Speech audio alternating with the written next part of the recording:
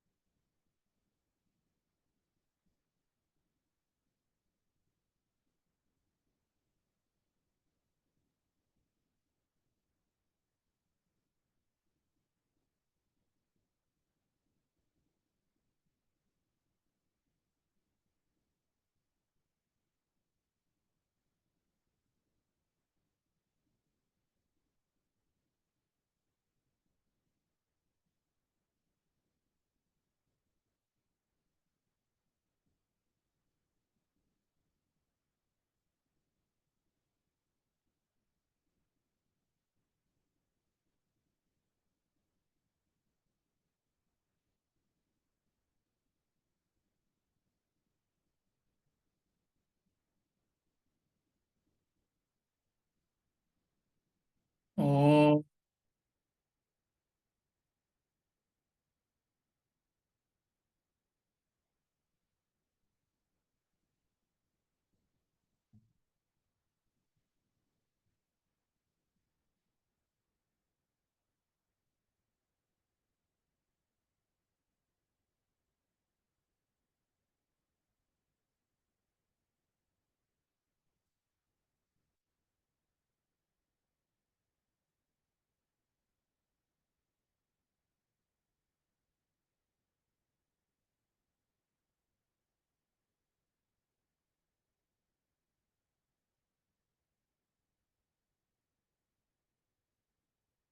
so last week we read the poem The Blind Man and the Elephant. There are two main points there which can be compared to the ignorance in the religious field. The first point is being blind, they cannot see the elephant. The pursuit itself is not possible. And the second point is though they are blind, though they cannot see the elephant, still they are sure what is an elephant. That's the main point. So, what is the comparison to the religious field? It was explained last week. So, what are the main points we can compare to what is happening in the religion today, all the religion?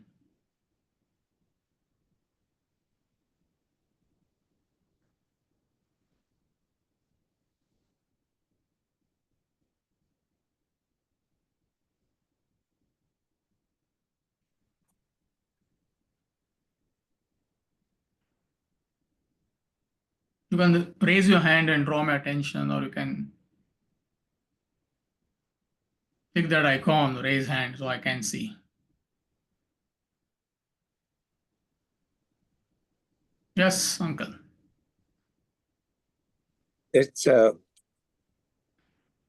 the blind people are compared to the seekers, and the elephant represents the religion or the reality, whatever we are seeking. So, because of lack of knowledge on the part of the seekers or inadequate knowledge, we don't know what the reality is. And number two, what based on a limited understanding, what we see, we think that's the reality, which is also a fallacy. Correct.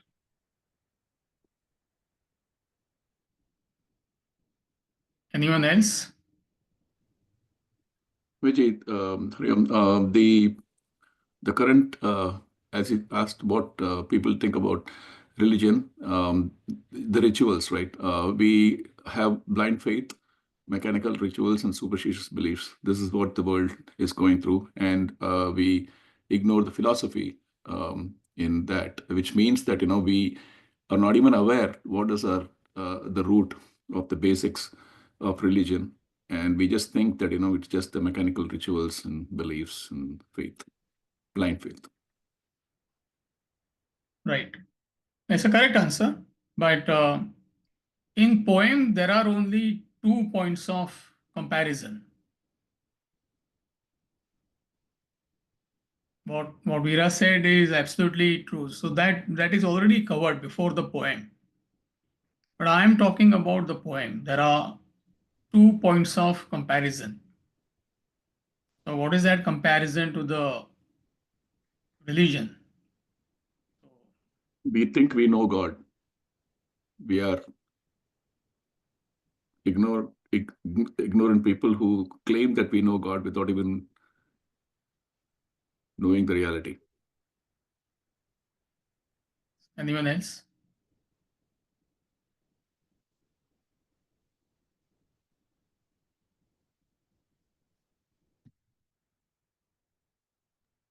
We get lost in our spiritual blindness and often go to war with others without realizing we only see one small part of the whole.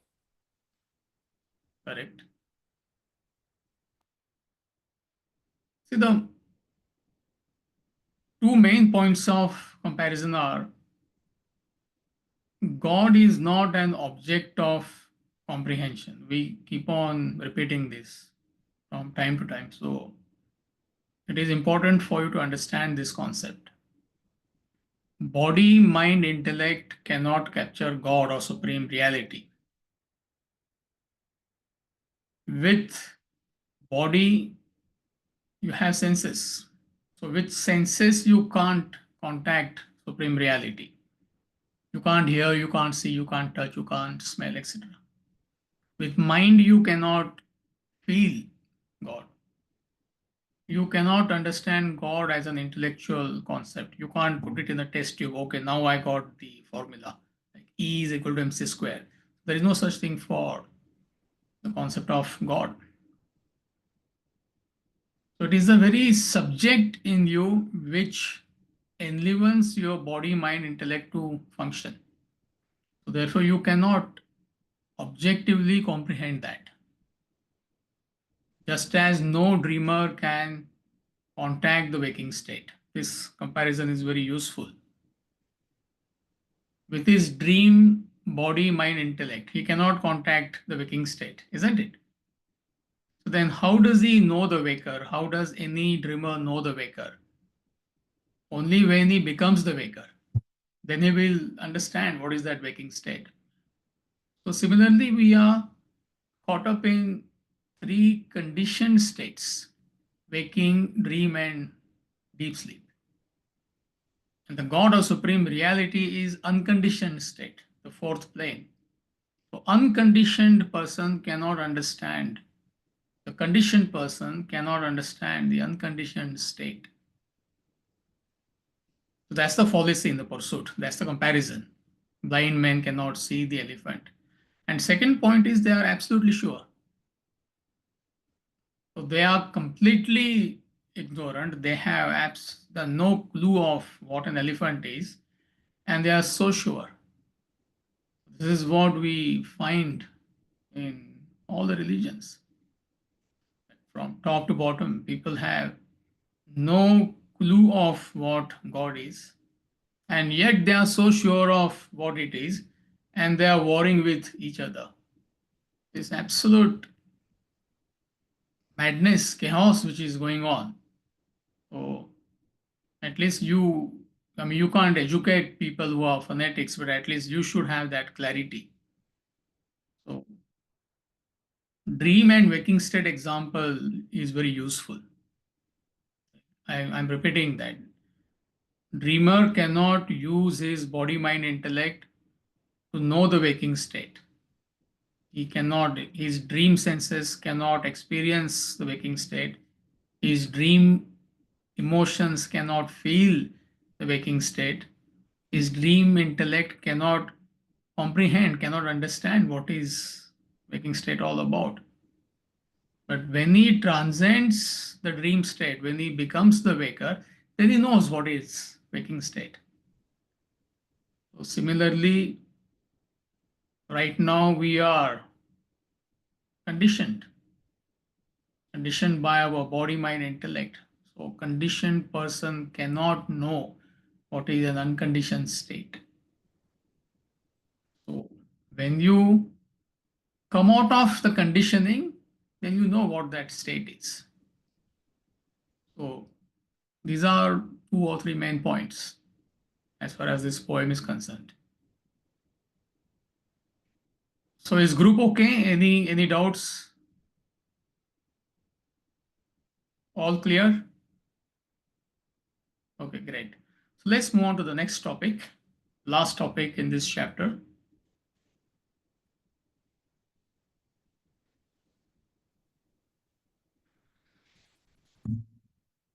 Rise above captivity.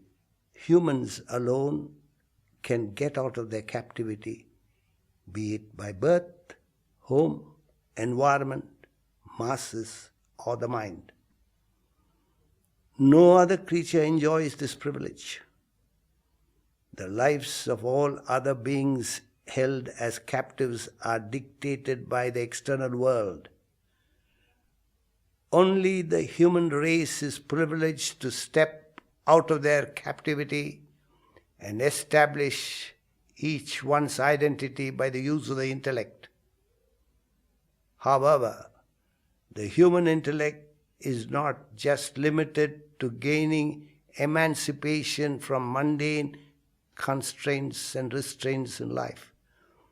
The subtle intellect can rise above all terrestrial limitation and reach the transcendental, attain spiritual enlightenment. So he's giving the solution. Now the entire chapter is about how we are conditioned right from our birth.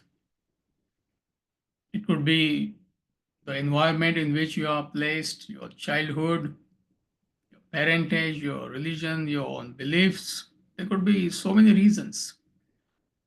But as a human, you have the capacity to come out of this conditioning. It doesn't matter how long you are conditioned. It has got no relevance the moment that awakening comes. So the solution is, how do you come out of this conditioning? You have to start using your intellect. Now, intellect has got 2 functions, gross and subtle. Is called as Tikshna Buddhi and Sukshma Buddhi. Sukshma Buddhi is subtle intellect, and gross intellect is called as Tikshna Buddhi. Gross intellect, subtle intellect. So, same intellect, but the functioning is different. So, when you start using your intellect, your day-to-day life will be smooth. Whatever you contact in the world will be smooth because you have clarity. You will not be victimized by your mind. So you'll have a smooth passage in all aspects of life, at home, at work, whichever aspect of the world you contact, if you use your intellect. That is gross intellect. But that is not enough. Still, you will be confined to the terrestrial world.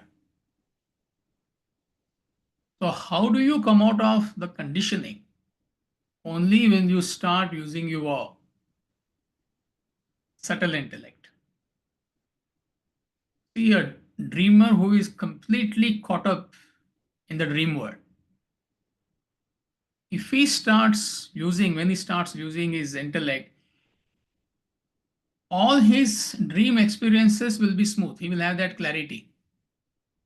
He will not be victimized by the mind, but still he is very much confined to the dream world, isn't it?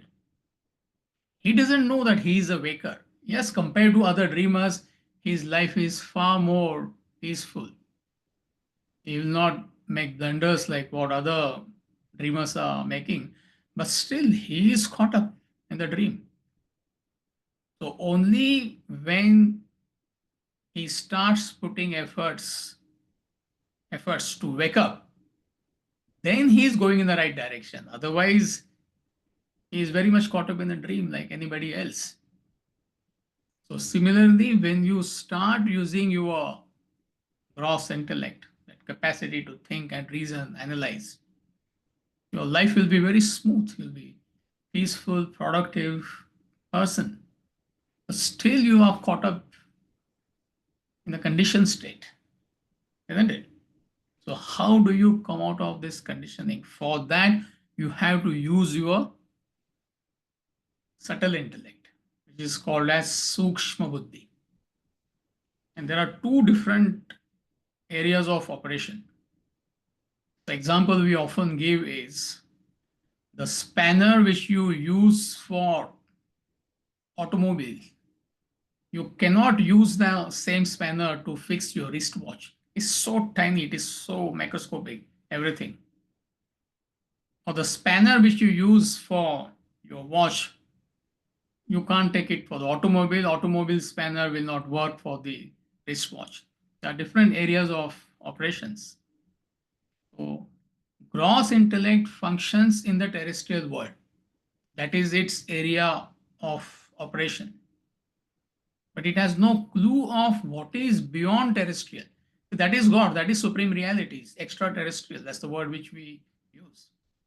So only when you start using your subtle intellect, you start questioning what's the purpose of my life? Why am I born as a human being? So it is subtle intellect which takes you to the ultimate state of self-realization. It catapults you to the transcendental from the terrestrial. So when you are inundated with desires, the voice of the subtle intellect, or rather subtle intellect, is not available. Every human being has subtle intellect, whether you know it or not. But it is subdued because of your desires. And since you keep on operating on your mind, there is no chance of calming the mind. So that is where intellect comes. At least you get a hold on your mind. Your mind becomes calm. And when your mind becomes calm, then subtle intellect starts manifesting. And when subtle intellect manifests, your spiritual journey starts. Till then, you're not spiritual in the true sense. We were just talking about having a smooth life, stress-free life, how to get along with others, harmony in relationships, which is must, absolute must. But still, you are very much caught up in the terrestrial world. So when your desires reduce, subtle intellect becomes available, Sukshma Buddhi. And it's a subtle intellect which takes you to the ultimate.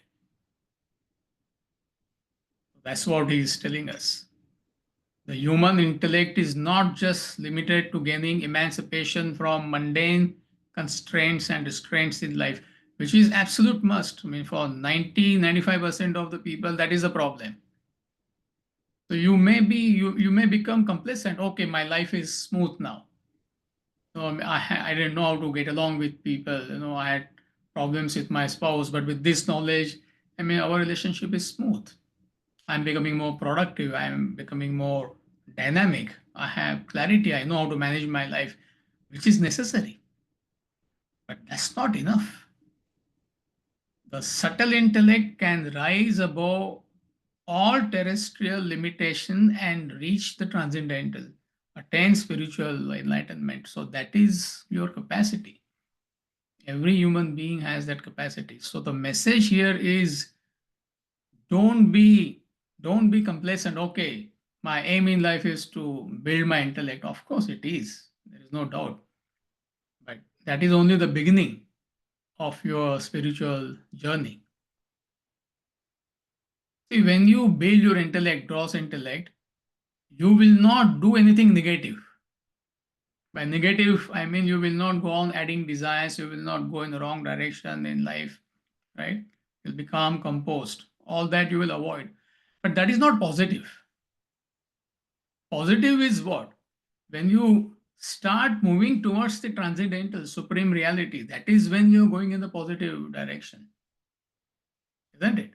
So with intellect, you can avoid the negatives, meaning you're not victimized by the mind, which is absolute must to begin with. That is only avoiding the negatives. But what about positives? You stop eating junk food.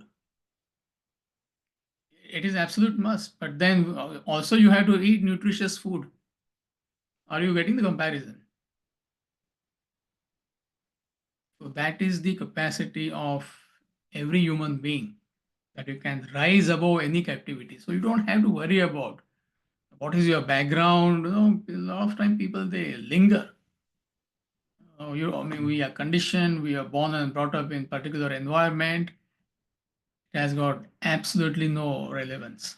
The moment that awakening comes, that is subtle intellect. I mean, how long it takes to break all the shackles. So that's the role subtle intellect plays. So it's extreme optimism. Vedanta is nothing but extreme optimism. Why we say it is extreme optimism? Because your past has got no relevance. And all the time we hear people talking about the past. I mean, a few days back, when I was having lunch with somebody, that gentleman was trying to convince me, if you have bad childhood, when you grow up, you will become, I don't know, monster maybe. He didn't use those words. There is no such thing. And if your intellect is not developed, because mind keeps on lingering, that's what happens. Oh, this is what happened to me. This is what my parents did to me. I was placed in this environment. We keep on, and therefore, when I grew up, I started beating my spouse. I'm magnifying. So you justify. Why? Because maybe I saw my parents, or maybe I was born and brought up in that environment. So therefore, I mean, I will continue. It has got nothing to do with your past. Your own nature comes out. Your vasanas manifest. If you have a vasana to beat your spouse, you will beat him or her. Doesn't, you may be born to a saint, still you'll end up becoming a wife beater. There is no connection. Your past does not matter. Can completely negate the past. Therefore, he says, rise above captivity. And there are so many examples they give. I mean, one such example, which is supposed to be a true story, is Buddha's disciple. He was called Angulimal, serial killer in today's language. I mean, Jack the Ripper is nothing. He was 10 Jack the Rippers put together. From that state, when he had that encounter with Buddha, he decided to change himself and he completely transformed his personality, so much so that he became an enlightened person. So, from where to where? That is the capacity we all have. The subtle intellect which takes you there. So, are we okay?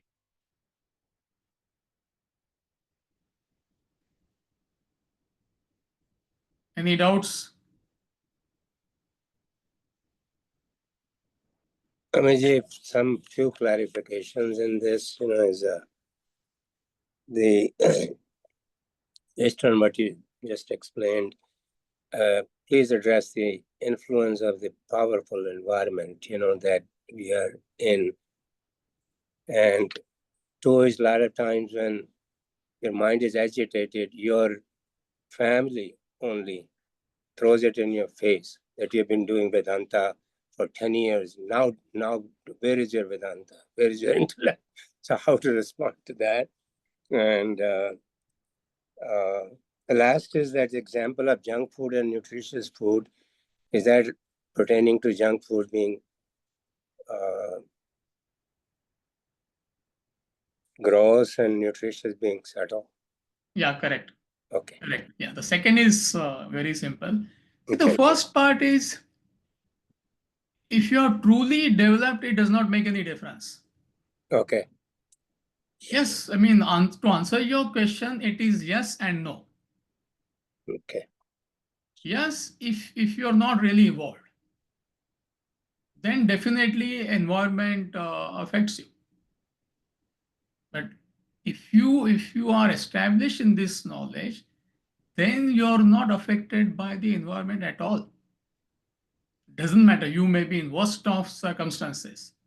It does not make slightest difference. In fact, you will influence the environment. It's other way around. But if you are weak, meaning if you're not established in this knowledge, definitely you will be affected by the environment. So it is not in black and white. Okay. I mean, any growth is gradual. I mean, how can you overnight you can become Christ? See, imagine all of us are going to be crucified tomorrow. I'm giving you extreme example. Are we going to say, Father, forgive them, they know not what they are doing? How many of us will say that? Right. I'm magnifying, you think, It's not, we can't reach that state overnight, but every human being has a capacity to reach that state. That goes without saying. But it is gradual. So it'll be fair to say that affectation of the environment is directly proportional to your own establishment in the knowledge or evolvement in this knowledge. It is commensurate to your growth. Okay. It's not in black and white. Okay. Thank you.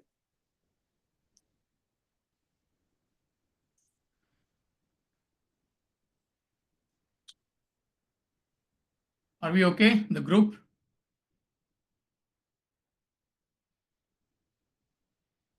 Okay, great. So the next chapter, chapter 3, is the main chapter in the book, the virus of attachment. I think it is the longest chapter, if I'm not mistaken. So if you have patience and if you clarify your doubts when necessary, I assure you within a month or two, all your doubts you should have that clarity about what is this concept of attachment. It's not easy. The moment we use the word attachment, people they misunderstand. So have patience, all your doubts will be eventually clarified. So there are 7 topics in this chapter. How attachment arises, what is the very starting point? That is the first topic. The second topic is the difference between love and attachment. It's important to understand that what people believe is love is actually attachment. So he makes it quite clear. Then there are 3 poems, the gist of 3 poems to substantiate the difference between love and attachment. All these are from like literary giants like Robert Browning, William Wordsworth, Matthew Arnold. Then the fourth topic, it tells us how attachment is calamitous. What is the consequences of attachment? If you're attached to objects or beings of the world, what's the price you pay? And what's the solution? The antivirus. Then topic number 6, it talks about the difference between intellect and intelligence. And the last topic, you have to build intellect to conquer your attachment. 7 topics. It will take us maybe 3 to 4 sessions, perhaps 5 sessions to study them thoroughly. So we'll start with the first topic, how attachment arises.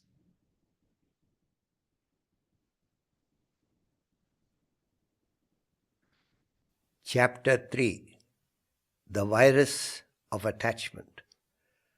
How attachment arises. When a person contacts an object or being, his thought supports it.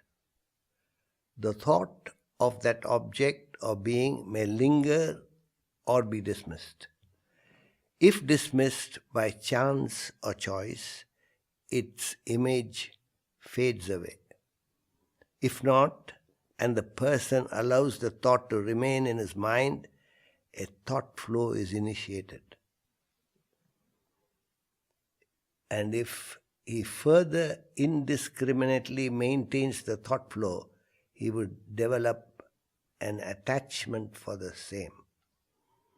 The longer or stronger the thought flow, the more powerful the attachment.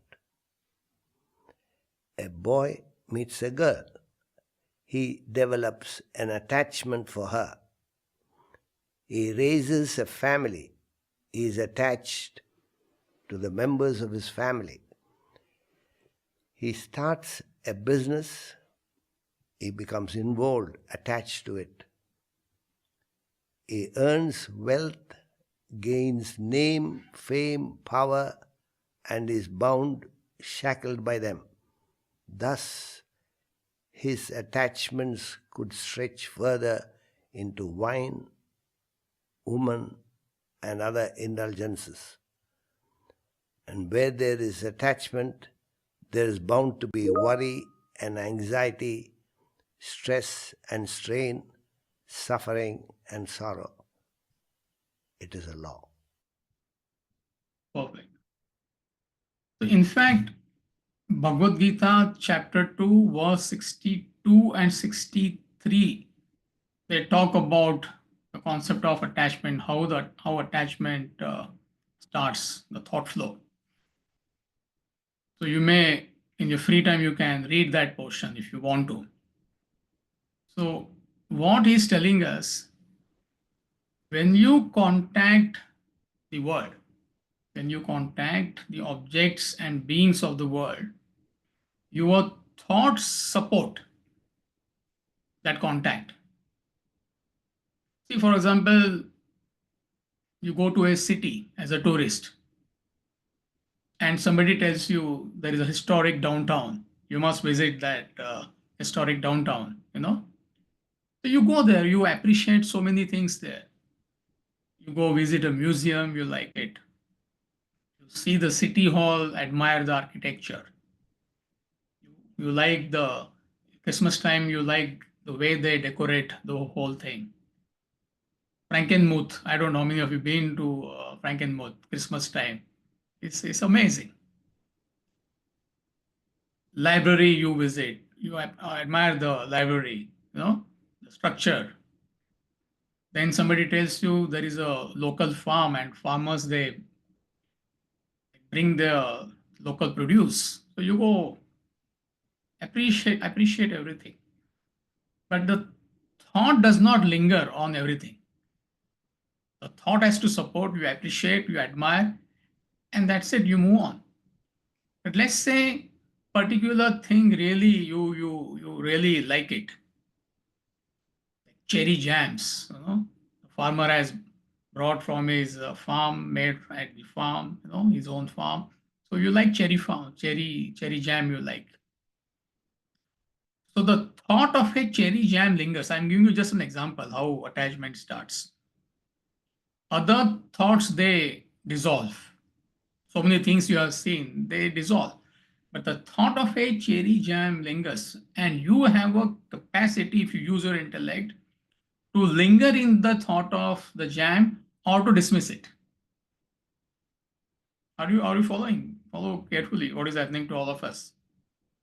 Now, if you linger, then the thin stream of thoughts starts flowing from you towards the cherry jam. Still, you can control it. But if you allow it to build further, if you don't use your intellect, then the thick stream of thoughts starts flowing from you to the cherry jam, that is from you to the world, objects and beings of the world. So that thick flow of thoughts flowing from you to the objects and beings of the world is called as attachment. But the whole thing starts with one innocuous thought. If you dismiss it consciously or unconsciously, nothing happens. But if you linger in it, if you don't use your intellect, it's not relevant in my life. Why should I entertain these thoughts? If it is relevant, fine, use my intellect and I can figure out how to go about contacting the world. Then nothing happens. But if you allow that thought to build, then the thought flow becomes thicker and thicker and thicker. So that thick flow of thoughts flowing from you to the objects and beings of the world is called as what? Attachment. Attachment. Then once that thought flow becomes really thick, it's a strong desire. You acquire that object and being and you become possessive about it. So attachment and possessiveness, they are two sides of the same coin. You have to acquire a family, so you have a strong desire to acquire a family, and you become possessive about family. You acquire wealth, you're attached to wealth, and when you get wealth, you become possessive about wealth. You want power, you get power, you become possessive about power. Name, fame, reputation, everything it goes on. And longer and stronger the thought flow, more powerful is the attachment. I repeat, if that thought flow is longer and stronger, attachment is profound, absolutely profound. A few days back, somebody had come to meet me. I'm just giving you an example from day-to-day life.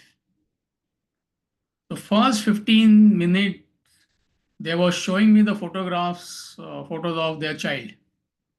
I'm not saying they should not, but it went on and on and on and on. So, I don't know, at least 50, 60 photos. You must see this, you must see this, you can't miss this, everything you must see, you can't miss anything. Then videos, 4 or 5 videos, see how the baby is turning, how he is looking. So now he is leaning on the left side, on the right side. 2 years back, there was no thought of a baby. The baby was not there, not even conceived. The couple had no thought of a baby at all. But the moment baby is born, it's like you start sending your thoughts like my child, my child, my child, my child. And by the time that child is 18, 20, 22, I mean, there is no chance. See, in the sense, you are completely, it's like a torrential thought flow. My child, my child. So you become totally attached to the child. And you go on feeding that thought flow. Good many homes you go, I mean, the walls are full of photographs. I'm not saying you should not have photos of your family. Everywhere you see photos, photos. So what are you doing innocently? You don't understand. You're not doing it intentionally. Innocently, you're ignorant. So you are constantly feeding that thought flow. As it is a torrential thought flow. On top of that, every other day is a reminder. Oh, my child one, child two, my grandchildren, my whatever. Therefore, he is saying the longer and stronger the thought flow, the more powerful is the attachment. And any attachment will produce mental agitations, worry, and anxiety. That's the law. Because when you are attached, you are very restless till you get the object of your attachment or a being of your attachment. This is what it is doing to you. And when you get the object of your attachment, being of your attachment, there is a fear of losing it. You acquire wealth. You will do anything to acquire wealth.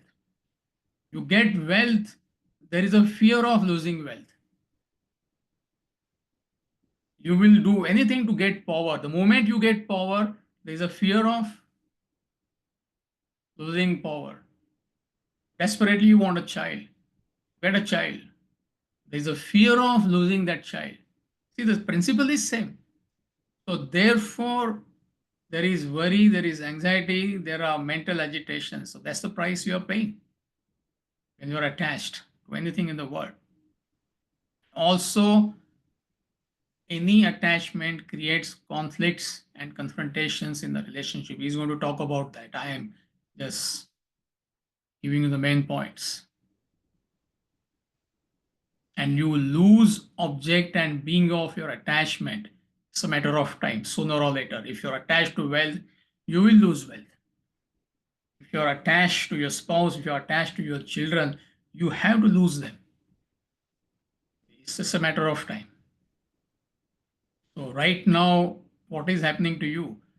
You are buried under the mountain of attachments. Not one attachment, hundreds of attachments created by you. How did you create them? Thought by thought, you have created that mountain of attachment, that thought flow. Therefore, how you come out of that? Thought by thought, you have to dismantle your thought flow. As simple as that. Meaning by knowledge. And you don't have to drop object or beings from your life. That is where the misunderstanding comes. You have to drop your attachment to them. You don't have to give up your family. You don't have to give up wealth. You don't have to give up power. You may have everything. You may be the most powerful person in the world. You may have best family. You may have all the wealth in the world. You may be a highly successful person in the world. Why not? It's not by giving up you come out of attachment. It is by understanding. What is that understanding? That nothing is permanent in the world. So you entertain that thought flow, meaning you educate yourself and then you carry on. Then nothing happens. That is where people misunderstand. Oh, can I not be attached to my children? Where will you go? I don't want to be attached to my, I give up my husband. Okay, I will separate. It may suit you in some cases. It might be convenient. It's not going to help you. You don't have to give up anything in life. That's the problem. You need to educate yourself. What is that education?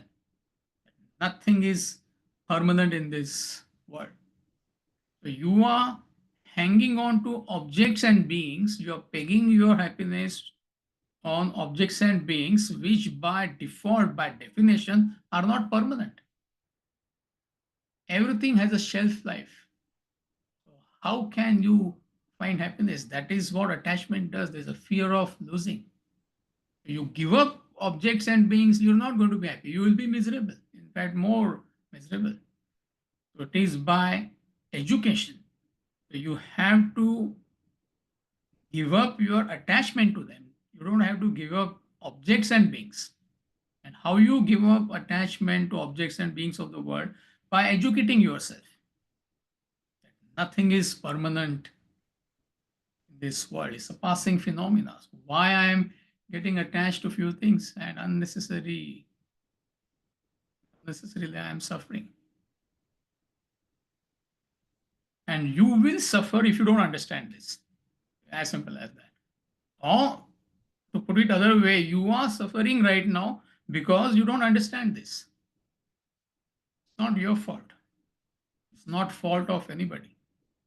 It is ignorance. So it is ignorance which creates this attachment, that clinging attachment. You want to stick to objects and beings. Mentally, it has got nothing to do with physical. You may be with people all the time.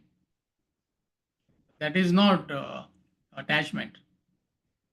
You maintain that inner spirit of abstraction while you contact the world. So it's a very subtle concept, but you will understand it eventually. So this is how he is telling us how attachment starts to begin with. The whole thing starts with what? Thought flow. Just innocuous thought. And you have the capacity to dismiss that thought flow. But if you linger in it, then what happens? It becomes slightly thick. Still, you can dismiss it if you use intellect. If intellect is absent, then the thought flow goes on becoming thicker and thicker and thicker. This is how you get attached to objects and beings of the world. And where there is attachment, possessiveness follows.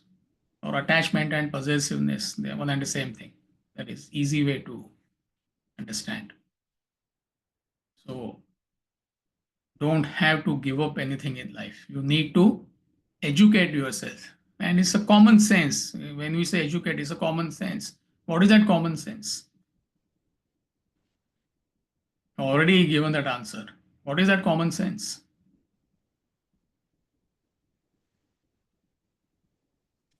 That nothing is permanent. Everything is impermanent in life. It's the very definition of the word. It's a passing phenomenon. You don't need scriptures to tell that to you, but unfortunately, they have to tell that to us. The common sense is zero in all of us. So, this is how attachment starts.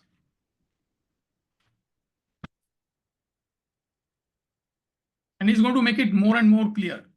So, are we okay so far? Yes. Perfect. Then he tells us. Amitji, Uh-huh. I have a question. Yeah, please. When you were talking about going to farmers market or anywhere else, Right. and you're drawn to certain things, Right. and they are in your I should say budget, and you pick it up.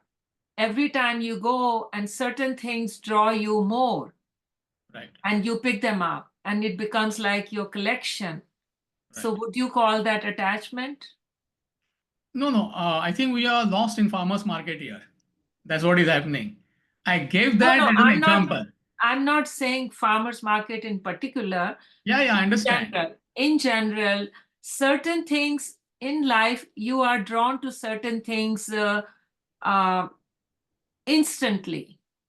And I'm not talking about food, or I'm just talking about objects of arts or certain things. So would you call that, and you start collecting, and over a lifetime you have a huge collection, or you still, anytime you see those things, you are just drawn? So would that be called attachment? See, I get what you are saying. See, I gave that example to explain the concept of attachment. That is the scope. Right. Whatever it may be. Just because you contact the world, that doesn't mean you're attached to the world, objects and beings of the world. So it is not the contact which creates attachment and possessiveness. If thought lingers, and if you are not able to dismiss it, and it's not necessary you have to dismiss it. What if you are an art collector? Then it is relevant to you. Do you get the difference? But then it's not attachment, that you are attached to such objects and you keep possessing them and keep collecting? Isn't that attached? Then you become attached to those objects? And not necessarily. No? If that is your business, that is your hobby, right? If you're in that business, then it is not an attachment. We are talking about it is not relevant to your life. Or even if it is relevant, you become possessive about the objects and beings of the world. That's the main point. The bottom line is you become possessive. Possessiveness. Attachment equals possessiveness. It's not contact with the world which creates attachment or possessiveness. It is mental attitude. It is mind which gets attached. It is mind which becomes possessive. That does not mean you don't contact the world. That doesn't mean you don't acquire objects and beings of the world. I mean, by default, it is necessary. But again, going with your example, if it is unnecessary, then you're attached to it. Every time you go somewhere, you travel, you pick up something. I mean, you're just attached to it. I mean, is it really necessary? If you use your intellect, you may and you may understand it. Okay, perhaps few things are necessary as a decoration piece in my house. Why not? every other place you are collecting something or the other, and some houses you can't even get up. I mean, you're so scared you get up, especially winter time. 2, 3 things will fall, expensive things. So they're collected. God only knows. Some sparrow made from glass, some elephant, and all the collection in the world. Then definitely it is attached to acquiring things. But just because somebody acquires things per se, we can't say that person is attached. It is mental attitude. So any example has got limitations. Examples are given to explain the concept. It has to do with your possessiveness. You may be the richest person in the world. What if you are born in royalty? I mean, naturally, by default, you will have vast property, palaces, and all that. You could be completely detached from that. Thank you. So, are we okay? So, next topic is extremely important, where he tells us the difference between love and attachment. So, Raji, can we say it, please? Love versus attachment. Attachment is rooted in self-centeredness, selfishness, whereas love is based on selflessness and sacrifice. Ironically, attachment is passed off as love. Love is measured essentially by one's identification with others. When you become one with another, others' joy is your joy, others' sorrow is your sorrow. When you contact the world with no personal motives, such an example of true love was seen in an episode in a factory in Mumbai, India. A worker operating a machine got a splinter in his eye by accident.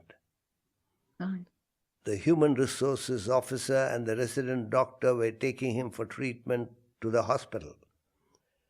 The moment the managing director of the plant heard about it, he pulled out his private Mercedes car and rushed him to his personal ophthalmologist for treatment. He related to the worker as his own family member. That is an expression of true love. Please continue. Chapter 3. The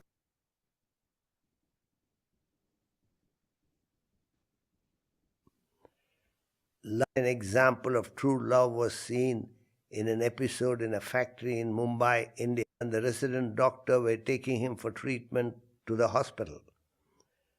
The moment the managing director of the plant heard about it, he pulled out his private Mercedes car and rushed him to his personal ophthalmologist for treatment.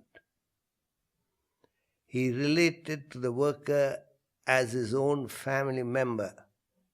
That is an expression of true love. Attachment is opposed to love, where one looks into one's personal interest rather than that of another. A typical example of attachment also was noticed in Mumbai. It was a middle-class parent's attachment to their only son. The son was a prodigy in his subject, mathematics. He obtained a doctorate in Mumbai University.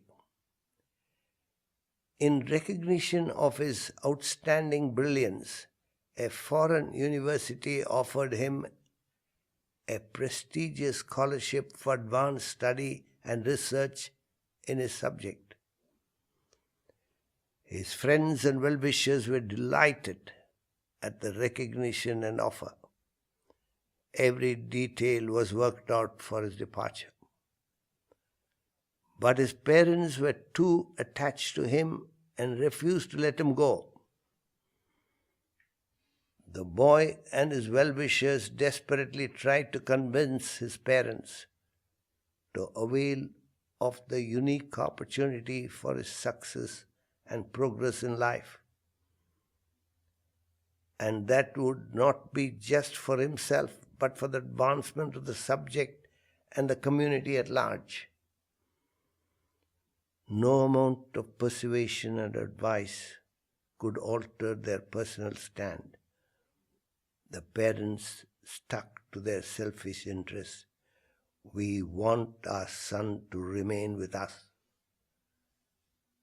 That is attachment, the reverse of love. Rajiv, please continue. Undoubtedly, parents are fond of their children and do care for them, but their selfishness permeates their love and turns it sour. The beautiful emotion of love transforms into the ugly form of attachment. The children resisted, desisted, all ending up in confrontation, even separation. Study this equation carefully. Love plus selfishness equals attachment. Attachment minus selfishness equals love. The world is infested with the deadly trait of attachment. The great English writer-poet Oliver Goldsmith, in his novel The Vicar of Wakefield, loudly proclaims there is no love left in the world. And what is friendship but a name, a charm that lulls to sleep, a shade that follows wealth or fame, but leaves the wretch to weep? And love is still an emptier sound, the modern fair one's jest. On earth unseen, are only found to warm the turtle's nest. What follows attachment is possessiveness.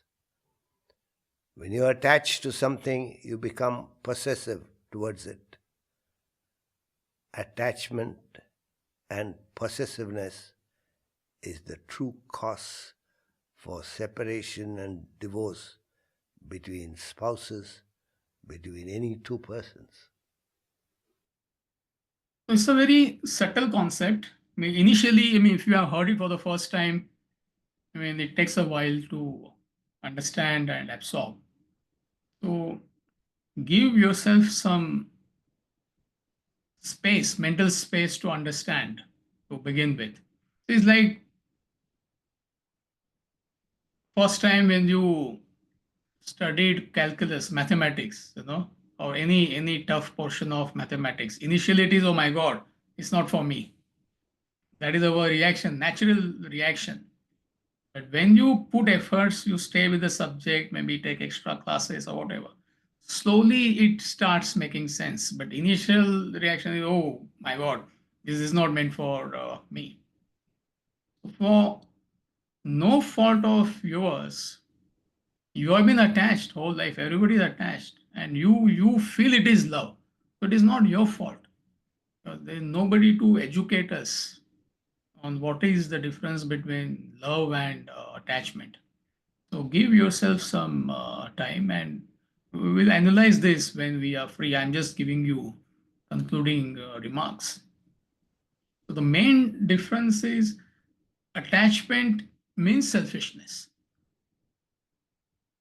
So if you remove selfishness from attachment, what is left is love. So therefore, that equation he gives, love plus selfishness equals attachment. You remove selfishness from the attachment, what is left is love. So therefore, he gives examples, one positive example, one negative example. Any example has got limitation, but The whole world will say parents are loving their son. Actually, it is selfishness, absolute selfishness. There is no identification with the son, the community. Just I want to hold on to my baby. I just want to hold on to my son or daughter. If it is love, love is identification. Identification with others. Attachment is identification with yourself. You want other person to cater to you physically, emotionally, intellectually. The moment you feel you're going to lose that catering, you say, no, I will not let you go. It's not love. It's in fact, it's total selfishness. It's not difficult to understand, but if you are hearing it for the first time, give yourself some time. And wherever there is attachment, there is separation. If you understand this, or now you understand why children they don't want to relate to parents. It's not that they don't, or they are not fond of them, but they can't get along with each other. It's not possible. You're riding on their back all the time. That is attachment. That is possessiveness, and nobody likes that. Beyond a point, they will say, "Mom, Dad, enough is enough. I can't handle it." Possessiveness. But if it is love, you leave them alone when necessary. You identify with them. They have something to do. They have their own interests. Let them pursue whatever they want to pursue. But in attachment, you don't let go of that person. Husband, wife, same thing. The main cause of separation between two partners is attachment. Hardly anybody understands that. Talk to me, spend time with me. I will not let you go. Initially it is okay. For a few months, few years, it becomes sickening. Everybody wants a space. So that is attachment. Even after separation, the reaction could be, all I did was loved him or her.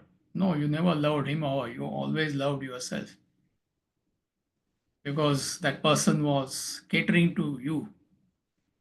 You were getting catered to at all levels of your personality. So I will catch you when you are fresh next time we meet. But read these 2 or 3 topics. There is a lot of material to think about, clarify if you want to. Now, what is going to happen for the next 3 weeks? Next week, there is no class. If somebody has a calendar. Yeah, so on January 12th, there is no class. You're going to get the email, but I'm just announcing. And January 19th and 26th, see, next week, 12th, no class. 19th and 26th, there will be a big group discussion. So I have given maybe 10, 15 questions to Radha, and Radha is going to be the group monitor. Now, you are going to discuss these questions amongst yourself. I will not be there. And this discussion is absolute must. Because if you just go on listening to me, to a speaker, you're not going to get that clarity. Only when you start thinking, only when you start reflecting, it starts making sense. Because I may explain attachment to you 10 times, you're not going to understand it really. So what is love? What is attachment? You will not understand. But when you discuss it among yourselves, then it makes sense. So this is absolute must. In fact, the Vedanta Academy from where I come from, 30-40% of the time we listen to Swamiji, 60% of the time is nothing but group discussions. That's what gives you that clarity.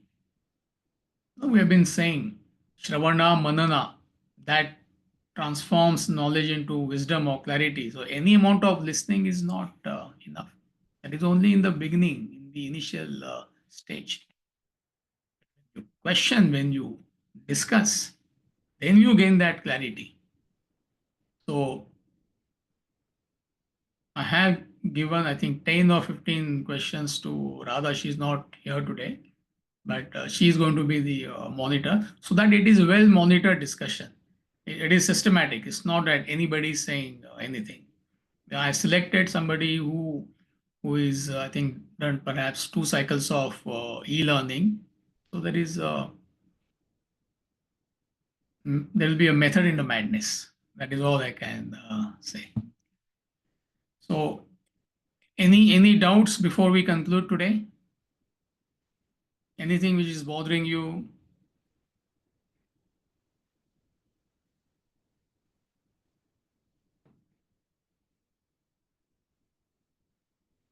All right, great. So the class will resume 2nd of February. 2nd February. So have a good day, all of you, and Thank see you you. soon. Thank you, Amitji. Thank you. Thank you, Amitji. Thank you. Thank you, Amitji. Thank you.